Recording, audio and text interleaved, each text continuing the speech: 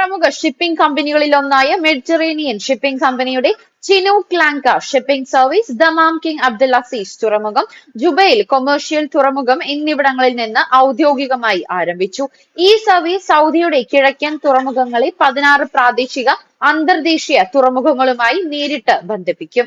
ബഹ്റൈനിലെ Khalifa bin Salman, ഖത്തറിലെ Hamad, ഇന്ത്യയിലെ നവാഷെവ, ശ്രീലങ്കയിലെ കൊളംബോ, സിംഗപ്പൂർ, വിയറ്റ്നാമിലെ വുങ് ടാവ്, ഹായ്ഫോങ്, ചൈനയിലെ നാൻഷ, യാൻടിയൻ, Ningbo, Shanghai, Qingdao, Korean റിപ്പബ്ലിക്കിലെ Busan, അമേരിക്കയിലെ സിയാറ്റിൽ, കാനഡയിലെ വാൻകൂവർ, പ്രിൻസ് റൂപ്പർട്ട് എന്നീ 16 പ്രാദേശിക അന്തർദേശീയ തുറമുഖങ്ങളെയാണ് പുതിയ സർവീസ് ബന്ധിപ്പിക്കുന്നത്.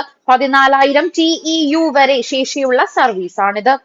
സൗദി അറേബ്യയുടെ സമഗ്ര വികസന പദ്ധതിയായ വിഷൻ 2030 അനുസൃതമായി ലോകത്തിലെ മികച്ച 10 ലോജിസ്റ്റിക്സ് ഹബ്ബുകളിൽ ഒന്നായി മാറാനുള്ള രാജ്യത്തിന്റെ ശ്രമഫലങ്ങളുടെ ഭാഗമാണിത്.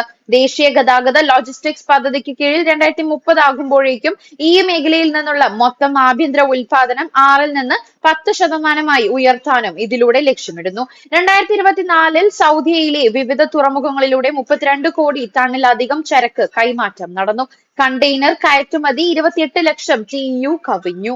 ജിദ്ദ ഇസ്ലാമിക് തുറമുഖത്തും ദമാമിലെ കിങ് അബ്ദുൽ അസീസ് തുറമുഖത്തും പുതിയ ലോജിസ്റ്റിക്സ് മേഖലകൾ ഉൾപ്പെടെ നിരവധി സംരംഭങ്ങളും 2024-ൽ സൗദി പോർട്സ് അതോറിറ്റി ആരംഭിച്ചിട്ടുണ്ട്.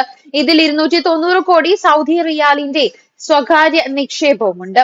രാജ്യവ്യാപകമായി 18 ലോജിസ്റ്റിക്സ് പാർക്കുകൾ വികസിപ്പിക്കുന്നതിനുള്ള വിശാലമായ 1000 കോടി സൗദി റിയാൽ പദ്ധതിയുടെ ഭാഗമാണിത്.